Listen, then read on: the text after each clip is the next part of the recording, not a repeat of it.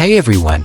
Today, we're making a delicious collard burrito that's sure to satisfy your taste buds. Let's dive into this scrumptious meal, packed with strips of chicken, half an avocado, bell pepper, cilantro, onion, chili pepper, eggs, lime cheese, and collard greens. First up, we'll prepare the chicken.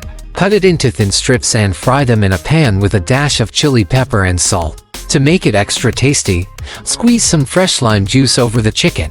It's so good you might just eat it all. Next up is the egg mixture. Combine chopped bell pepper, onion, and cilantro into your eggs for an even more flavorful dish. And don't forget the cheese. Fry your eggs with a little chili pepper and cheese for an added kick.